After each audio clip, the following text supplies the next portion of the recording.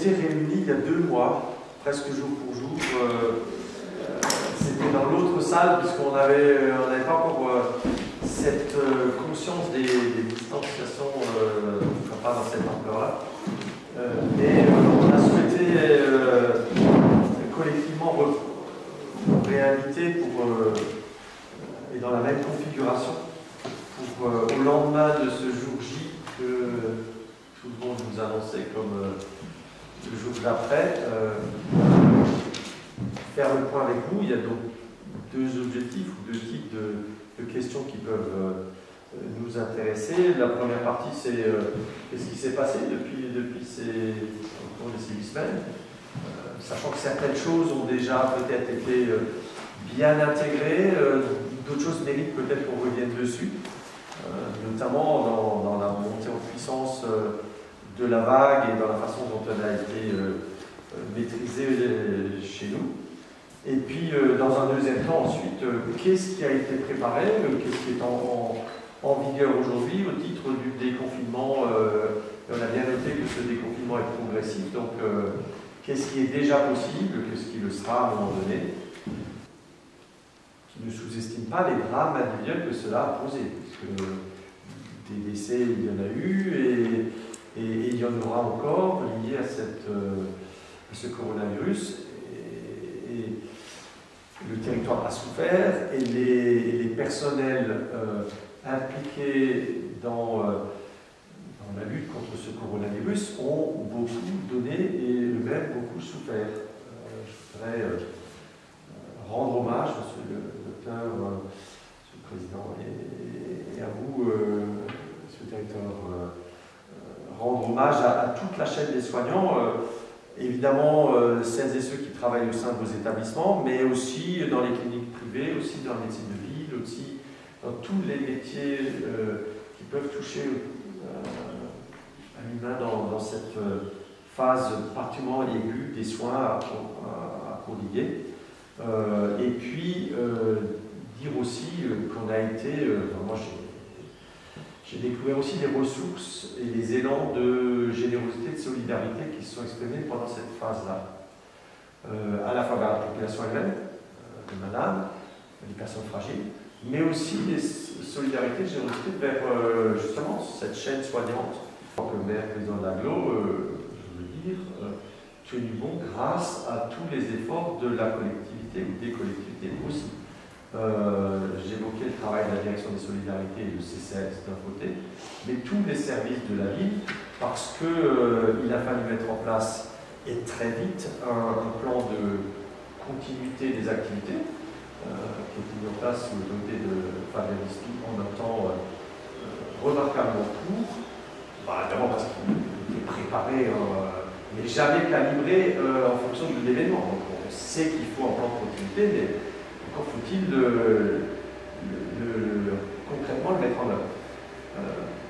Rendu possible aussi parce qu'il y a eu réunion de la cellule de crise quasiment quotidiennement. La ville a été étrangement calme, puisque beaucoup ont télétravaillé et beaucoup des fonctions d'accueil des publics et de nos concitoyens ont été limitées au strict nécessaire, voire au strict urgent, et ça s'est fait sur rendez-vous. Donc hier, je me suis prêté au jeu de l'accueil des premiers, parce que c'était un peu symbolique de réouvrir les portes de l'hôtel de ville, mais c'est vrai que pendant un bon moment, les portes étaient fermées. Et néanmoins, les services ont continué à être assurés. Je pense que c'était essentiel. Alors, il y a des services, comme en matière de santé, qu'on peut repousser, qui apparaissent comme moins urgents, on peut les repousser, mais à un moment donné, ça vous revient. On peut repousser de quelque temps le renouvellement d'un passeport ou d'une carte d'identité, mais à un moment donné, les gens vont revenir, et on sait qu'on aura, nous aussi, un pic à traiter. Et quand je disais, on est ravis que le plan de continuité ait pu se dérouler aussi bien, je pense notamment à quelques services essentiels. C'est tellement essentiel qu'on en oublierait que dans d'autres territoires, ça a pu causer des soucis. Continuer à fournir de l'eau, continuer à traiter les effluents, continuer à collecter les déchets, à les traiter. Ça n'a pas posé de problème chez nous. Quelqu'un me disait et les transports communs également. Alors quelqu'un écrivait dans les journaux récemment que c'est peut-être la vengeance des villes moyennes. Peut-être qu'en matière d'urbanisme et d'aménagement du territoire, on va se rendre compte qu'il y a avec les villes moyennes une résilience des territoires. C'est pas moi qui ai toujours pensé qu'il fallait un aménagement du territoire qui respecte les besoins des uns et des autres et les possibilités des uns et des autres. Je pense que notre vie, notre territoire, en tout cas, c'est très bien projeté dans cette séquence. Vous le savez, la ville et l'agglomération ont travaillé à la reprise d'un certain nombre de services publics qui n'avaient pas pu être assurés pendant quelques temps.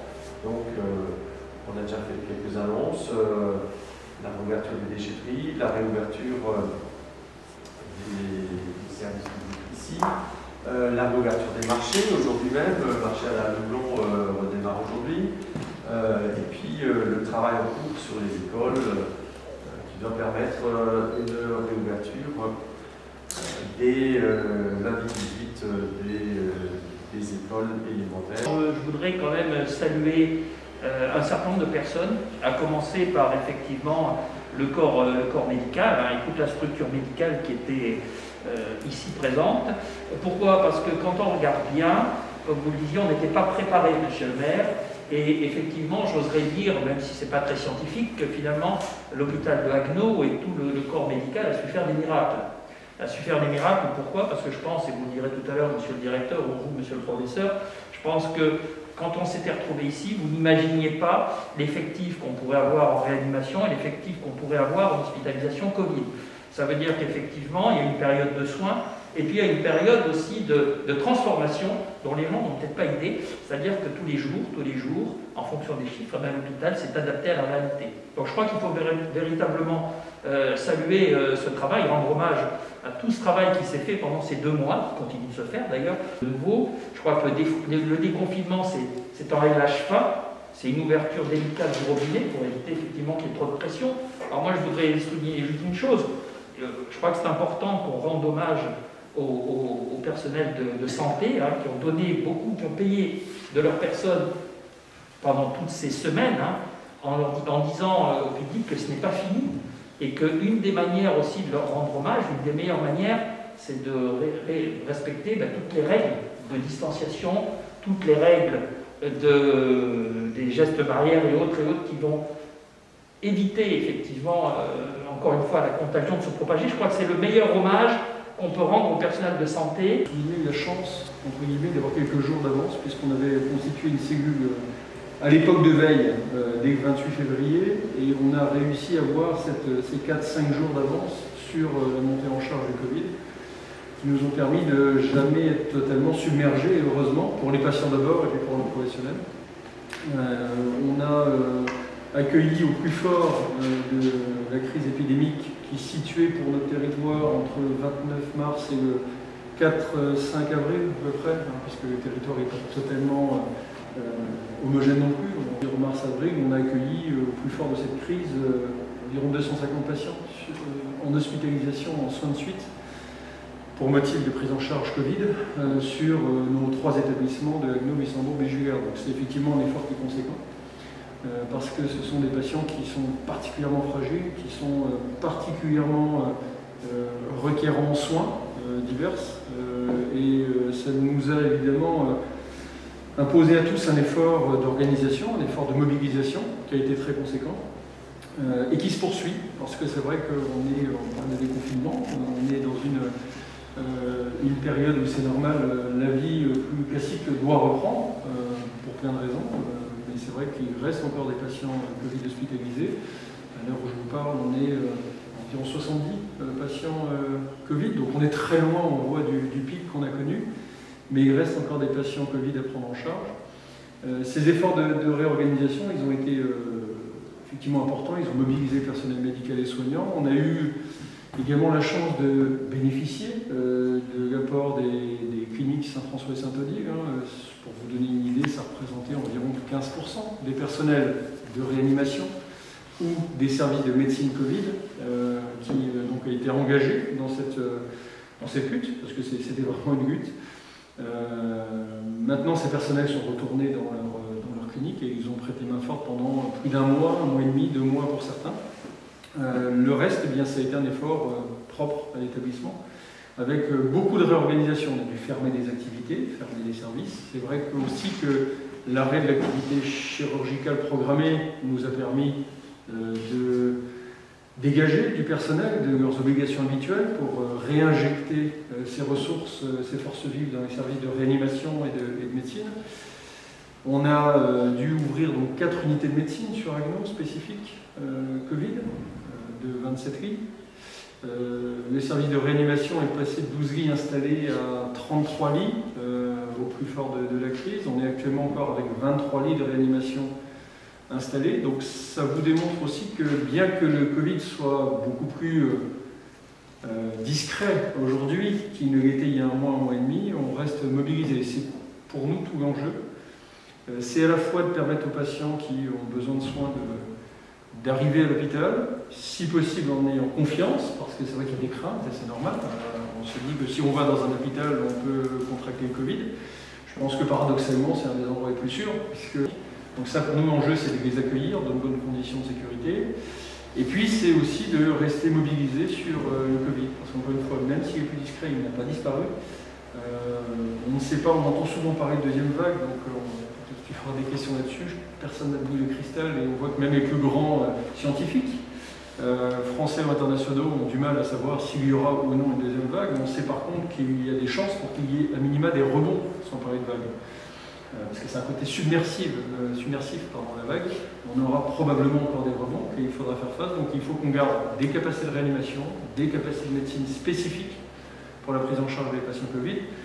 Et dans le même temps, il faut aussi qu'on arrive à faire en sorte que nos professionnels, qui ont beaucoup donné, puissent souffler un petit peu, et y compris, pourquoi pas, rêver un peu de vacances cet été.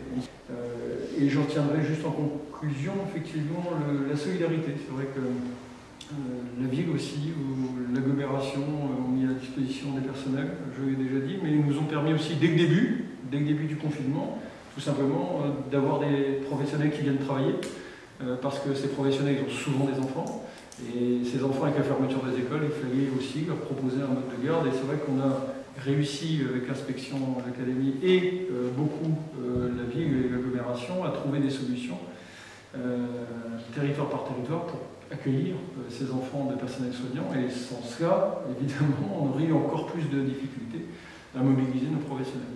Donc ça, cette solidarité s'est manifestée à plein d'égards. Et je ne sais pas, monsieur le maire, si c'est le triomphe ou la revanche des villes moyennes, mais ce qui est certain, c'est que c'est la démonstration sur des territoires cohérents, avec des partenariats en transversalité, tous services publics confondus, avec une logique de proximité, on arrive à résoudre des problématiques qu'on n'arrive pas nécessairement avec le cadre administratif classique. Le confinement, évidemment, ne détruit pas le virus, mais il permet de ralentir sa propagation, c'est couper les chaînes de son vivier naturel, si on peut dire. Je crois que ça a été, c'est évidemment très difficile à supporter pour la population. Mais il a été, à mon avis, très bien suivi sur le territoire. Autant je suis sans juger, je n'appartiens pas au service de sécurité comme vous l'avez évoqué. Il a été aussi très bien suivi au niveau national. Et s'il n'y avait pas eu ça, pour un tas de raisons, je pense que le système sanitaire aurait été débordé, au moins dans toutes les régions qui sont encore rouges aujourd'hui, c'est une certitude. Qui a prononcé plusieurs fois le mot de solidarité, je voudrais aussi évoquer la grande solidarité à l'intérieur de l'hôpital, parce que restructurer complètement un hôpital en quelques jours, où on a fermé les blocs opératoires, puisque les activités programmées étaient arrêtées brutalement avec le plan blanc, pour dégager les ressources humaines vers les réanimations, arrêter toutes les consultations, réaffecter des médecins qui étaient par exemple en cardiologie pendant 1 ou 2 mois à une activité de réanimation pure. Tout ça nécessitait une malléabilité intellectuelle et pratique qui n'était pas du tout facile. La solidarité aussi à l'intérieur de l'hôpital n'a pas concerné que les soignants, mais tous les employés de l'hôpital, les services techniques, l'administration également. Tout le monde a joué le jeu, l'expression n'est pas très bonne, mais tout le monde a joué le jeu, c'est quand même assez remarquable. Et certains ont quand même ça leur a coûté à certains un petit peu cher aussi, il ne faut pas l'oublier. Mais ça au niveau national, pas particulièrement à Lyon. L'autre facette de la solidarité aussi, je crois que ça n'a pas été évoqué, c'est la solidarité de la population à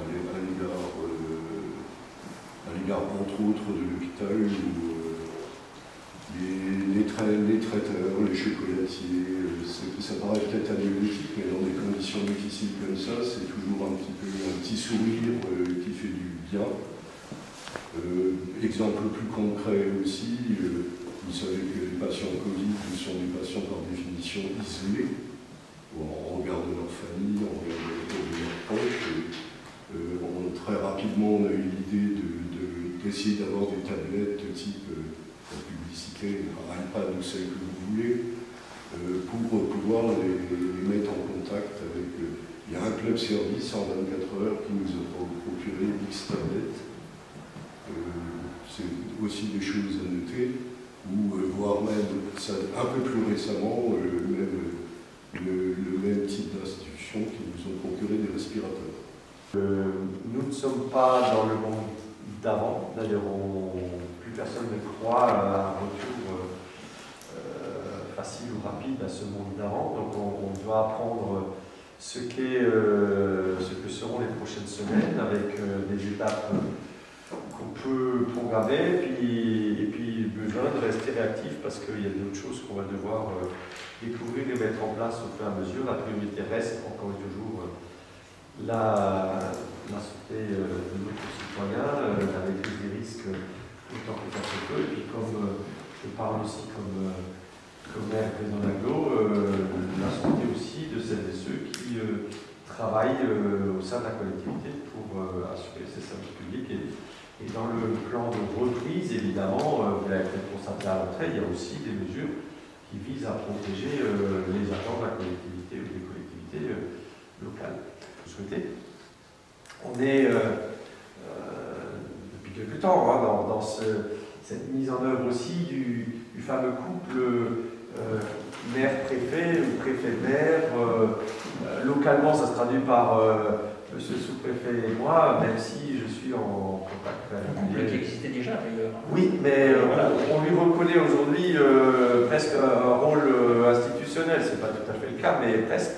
En tout cas, on a conscience qu'il y a un certain nombre de choses qui doivent se traiter, se décliner, peut-être s'imaginer en fonction des spécificités locales. Et je voudrais vous remercier, monsieur le sous-préfet, pour votre présence, non seulement aujourd'hui, mais présence à nos côtés sur pas mal de dossiers. Alors, on a affiché notre ambition de réouvrir les CM2, les CM2, puisque c'est Madame la rectrice et les services académiques qui ont décidé que le CM2 devait être le premier niveau scolaire à rentrer dans le cycle primaire, que le deuxième niveau devait être le cours préparatoire, donc c'est ce que nous ferons, respectivement le lundi 18 et le lundi 25. Après, on verra, on sera en capacité d'analyser ce retour d'expérience avec ces deux premiers niveaux, et puis on espère bien. Toutes les écoles sont concernées, je veux dire toutes les écoles de Aglo seront concernées par ce calendrier-là. D'accord. Et bon nombre d'ailleurs d'écoles de l'agglomération aussi. Et pour ce qui est de la ville, c'est clair. Alors, je le dis, le travail est en cours. Si d'aventure on avait un obstacle aujourd'hui non prévu qui empêcherait telle ou telle école. Évidemment, on serait les premiers à le redire et à expliquer pourquoi, mais voilà, c'est clairement notre objectif, sachant aussi qu'il fallait fixer cet objectif pour que nous puissions aussi voir ce qu'il advient à la fois des retours des enquêtes menées par les directeurs, directrices d'école sur l'ampleur des volontariats, puisque c'est un retour sur la base du volontariat par les parents, et puis aussi pour les services de l'inspection, des ressources humaines disponibles au sein de l'inspection. Parce qu'évidemment, s'il y a des élèves mais pas assez d'enseignants, il faut aussi qu'on comprenne le point de blocage qu'il pourrait y avoir. Mais pour ce qui est de la collectivité, on a encore un autre défi qui est celui de l'articulation avec les activités périscolaires, notamment de la restauration scolaire. Donc je pense qu'on pourra recommuniquer là-dessus vers la fin de semaine. Ce que j'ai dit et ce qu'on a eu l'occasion de dire dernièrement, c'est que autant les activités périscolaires pour des enfants qui étaient inscrits précédemment doivent pouvoir continuer, ou reprendre plutôt. Pour autant, la partie des repas ne pourra probablement pas au début être comme par le passé. Donc, souci, c'est une question qui nous est effectivement posée assez régulièrement. Il faut toujours se rappeler à quoi sert un système de gestion, une politique de stationnement dans une ville. Il y a à nous 3 types de stationnement totalement gratuit, stationnement de voirie, stationnement sur des parcs fermés. De tout temps, on a donné des objectifs différents à ces 3 types d'offres de stationnement, et puisque celle qui suscite des interrogations, c'est celle correspondant au stationnement sur voirie.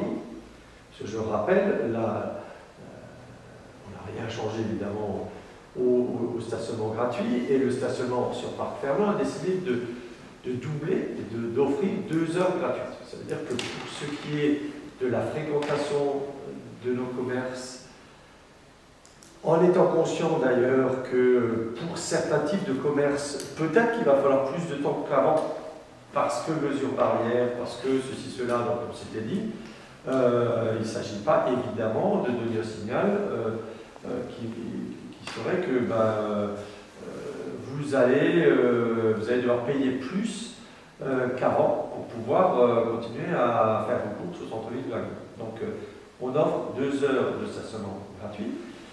Et donc le stationnement sur voirie, l'objectif du stationnement sur voirie, il est de donner à tout moment la possibilité d'accéder au plus près des commerces. Il y a des commerces sur ces axes-là qui sont des commerces de flux, pour lesquels il est indispensable de trouver une place à proximité immédiate. Que ce soit autour de la place de Neubourg, que ce soit dans la Gare du Nord, etc. Et que ce soit près de la Poste, etc. Donc il est essentiel que ces commerçants puissent aussi avoir ce flux-là. Et on a été donc à réfléchir sur les besoins en termes d'impact sur la réouverture des commerces. On a réfléchi à ces questions en lien avec la CAP, donc l'association des commerçants, comme d'ailleurs à toutes les étapes de la réflexion sur nos plans de stationnement, on a toujours travaillé avec la CAP. Il se trouve que nous sont remontés à ce moment-là le fait qu'avec du stationnement gratuit, c'est normal, c'est l'effet de la gratuité, et bien des stationnements dits ventouses. Des gens qui sont donc stationnés, non seulement au plus près des commerces, mais aussi au plus près de leur habitat, probablement. Sauf qu'à ce moment-là, c'est totalement contre-productif par rapport à l'objectif même de garder une rotation effective au plus près de ces commerces, qui sont souvent des commerces de bouche, ou voilà, en tout cas des commerces dits de flux. Inversement, tout ce qui est équipement de la personne, restauration, dès qu'on pourra de nouveau donner à nos restaurateurs et à toutes celles et tous ceux qui gèrent des lieux de restauration la possibilité de réouvrir. Pour cela, la destination a toujours été d'aller plutôt sur des parcs fermés, dans lesquels 1 heure gratuite, maintenant 2 heures gratuites, devrait, à mon avis, être une mesure qui peut faire l'affaire et qui, je ne doute pas, satisfera toutes celles et tous ceux qui fréquentent le centre-ville. Après, quand on a fait la gratuité au centre-ville, c'était aussi par rapport aux habitants du centre-ville, qui étant confinés chez eux, parce que télétravaillant, parce que ne pouvant plus sortir, se retrouvaient avec un problème de je mets où ma voiture. Et avant, quand j'avais un macaron, je pouvais rester à tel ou tel moment. Si je n'étais pas avec un macaron, je pouvais quand même stationner le soir, la nuit, et ça, mais je ne me voyais pas, en étant confiné le matin, à devoir déplacer ma voiture. Ce qui fait que pour ces raisons-là, on a décidé de garder ou d'offrir le stationnement gratuit au centre-ville, parce qu'on était conscient qu'il y a des habitants au centre-ville. Dès lors que le confinement s'allège, je ne sais plus quel était le mot que vous avez employé, docteur, mais dès lors aussi qu'il y a un certain nombre de personnes qui doivent retravailler. Voilà, il faut trouver le bon équilibre. On a trouvé que cette mesure-là, en tout cas, se justifiait, et on travaille actuellement, au-delà du fait d'avoir offert à ceux qui sont bénéficiaires de macarons une prolongation de 2 mois, on est en train de réfléchir à d'autres modalités éventuellement pour celles et ceux qui sont habitants du centre-ville. Et je le dis aussi, puisque ça a été aussi un travail avec la CAP, des solutions par rapport au personnel qui travaille dans les commerces, dans les restaurants dès lors qu'ils seront ouverts, pour que ces personnes-là puissent peut-être trouver des nouvelles solutions de stationnement possibles. Et ça, c'est des pistes de travail sur lesquelles nous travaillons à 4K. Je peux d'ailleurs encourager toutes celles et tous ceux qui ne seraient pas encore à y adhérer, parce que j'ai toujours pensé qu'il valait mieux avoir une organisation collective pour travailler avec des élus plutôt que d'avoir juste les échos de l'un ou de l'autre individu. Voilà. Ça peut être une décision, évidemment c'est une décision que j'assume, mais ce n'est pas une décision qui sort du chapeau tout seul du maire, c'est une décision qu'on a travaillé avec les commerçants et avec les premiers retours d'expérience des derniers jours où on voyait bien que voilà, la situation commençait à commencer. Laisser à Mireille Hilal de soin d'expliquer ce qui a été mis en place pour les premiers masques qui étaient à notre disposition, à savoir des masques grand public, mais fabrication on va dire artisanale. Et je pense que ce retour d'expérience peut nous aider à concevoir la distribution dans les prochains jours des 2 vagues que nous attendons d'une commande groupée, département du Bas-Rhin, association des maires, donc l'ensemble des collectivités barinoises. On a donc fait une commande correspondant à 2 masques par habitant. Donc, sur celle-ci, on attend encore confirmation par le département des dates exactes de livraison, mais il y aura bien 2 vagues. Peut-être que Mireille peut commenter aussi l'ampleur de ces... Pour l'instant, ils n'ont pas encore été distribués. Non, ceux que la commande. La commande, en revanche, les masques luminaires, enfin, si je peux me permettre. Mais ceux-là, artisanaux, oui, ont été. Ça s'est très bien passé, ça a permis de répondre aux besoins. Première vague. Ça a permis de répondre à des besoins prioritaires. Il y avait effectivement des besoins pour cette période de début de déconfinement. Donc pour tous ceux qui Donc prenaient le travail. Ça a été amené à domicile ou dans les boîtes aux lettres? Tout à fait. Donc c'était sur demande, soit téléphonique, soit par mail. Et vous avez eu beaucoup des demandes? On a eu plus de 5 000, entre 5 et 6 000. Entre 5 et 6 000 masques qui ont été distribués dans les boîtes aux lettres. Donc les personnes les avaient déjà dès dimanche soir. Donc ça c'est pour entre jeudi et dimanche. On a ajouté 1 millier. C'est une période où on ne savait pas du tout quelle serait la disponibilité des masques en général dans la population. On n'avait aucune garantie que les grandes surfaces pourraient en commercialiser. on n'était même pas sûr que les pharmacies en auraient pour les soignants ou pour des personnes fragiles. Donc on s'est lancé sur cette idée qu'il fallait en avoir deux. Bon, c'était un effort de solidarité vis-à-vis de tous nos concitoyens pour pouvoir leur offrir ces deux masques.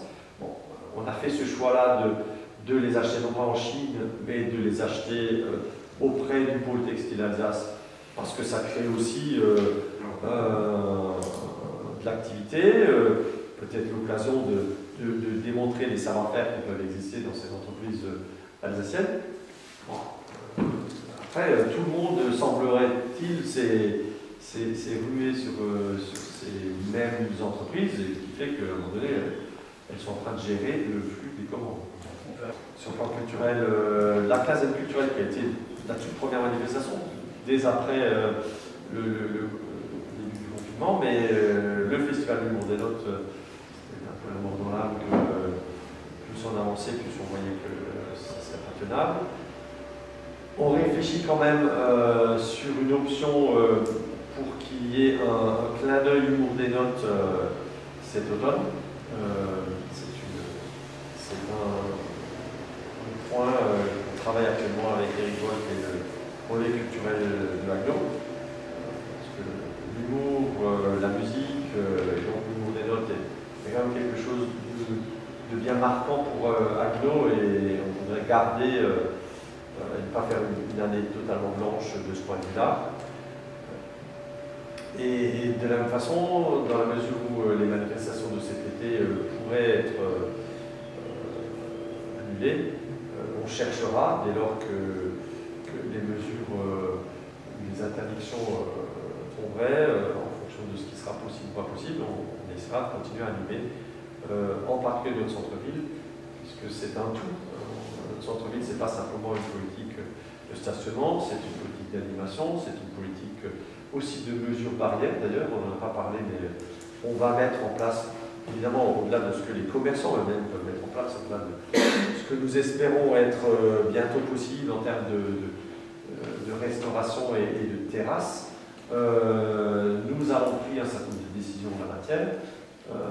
Premièrement, la gratuité des locaux, enfin des loyers, quand il y a une activité économique qui se déroule dans des locaux villes ou communautaires. Donc, non pas le report, non pas la suspension, c'est bien une gratuité qu'on va faire.